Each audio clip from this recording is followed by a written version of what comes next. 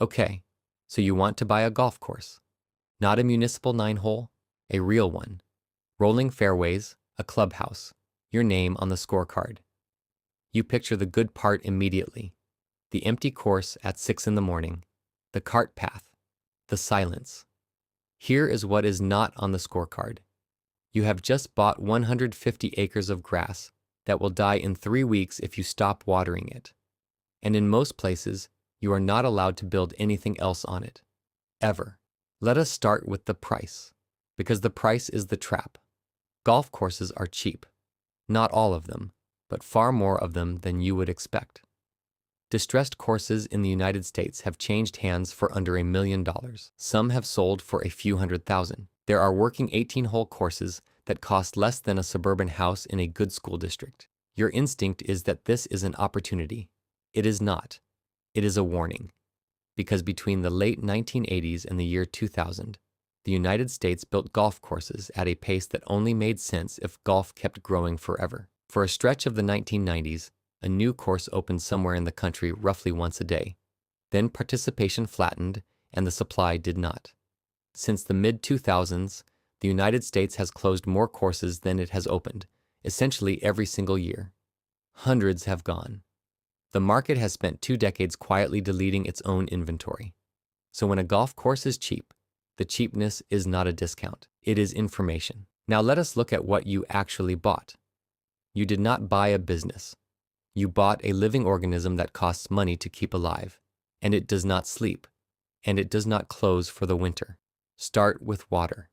In a hot climate, a single 18-hole course can consume hundreds of thousands of gallons of water in one day, not 1 week, 1 day.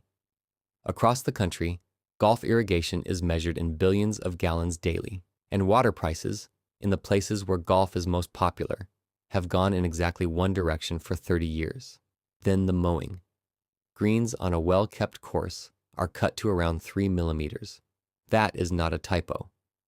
3 millimeters, most mornings, often with walking mowers pushed by a person, because a riding mower compacts the soil. Fairways, tees, roughs, bunker edges, cart paths, tree lines. 6 days a week, in season, whether it rains or not, especially if it rains. Then the people. A serious course runs a superintendent, an assistant, a mechanic, and a grounds crew that can easily reach 20 to 30 in season. The superintendent is not a gardener. The superintendent is an agronomist, managing soil chemistry, drainage, fungal disease, and irrigation scheduling across 150 acres of high-stress turf. And a good one is genuinely difficult to replace. Add machinery, mowers, aerators, sprayers, carts, a fleet that is expensive to buy, expensive to maintain, and useless anywhere else. Add fertilizer, fungicide, sand, seed, fuel, insurance, and property tax on a very large piece of land.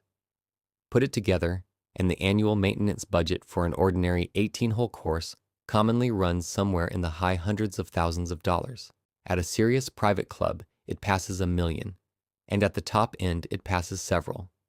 Here is the part that matters. Almost none of that cost moves with how many people play. The grass grows whether anyone books a tee time or not. It is mowed whether anyone books a tee time or not. The irrigation runs, the superintendent is paid, the insurance falls due, the tax bill arrives. A golf course does not have a busy season and a quiet season on the cost side. It has one setting, and the setting is on. So where does the money come from? Ask a golfer, and they will say green fees. Reasonable guess, mostly wrong. Green fees are real, but they are capped by something you cannot argue with: daylight. A course can only push through so many groups in a day, and every group takes about 4 hours, and the weather closes you without warning. You cannot sell more rounds than there are hours of light in the year. Memberships are steadier, but a member is not a customer. A member is a tenant with opinions. They pay you a fixed sum annually, and then use the asset as much as they like, and they will tell you at length what is wrong with the 14th green. The margin, when it exists at all, tends to hide somewhere else entirely. Food and drink, corporate outings, and above all, Weddings. A course with a good clubhouse and a view is not really selling golf on a Saturday in June. It is selling a venue. The bar and the banquet hall routinely carry the operation, and the sport is the reason the venue looks the way it does. That is the second most important fact in this business. Here is the first. For an enormous share of the golf courses built in the last 50 years, the course was never the business at all. It was the amenity. The model is simple, and it has been run thousands of times. A developer buys a large piece of land. They build a golf course through the middle of it, which consumes the least valuable, most awkward acreage. Then they sell the lots around the fairways. A house on a golf course sells for more than the same house on an ordinary street. The lot with the view of the sixth fairway sells for a premium on top of that. Multiply that premium across several hundred homes, and the developer has recovered the cost of building the course many times over, purely on the land. Then, very often, the developer hands the course itself to the homeowners, or a club, or a buyer like you. Read that sequence again, because it explains almost everything about this industry. The person who made the money from the golf course was never expected to operate it.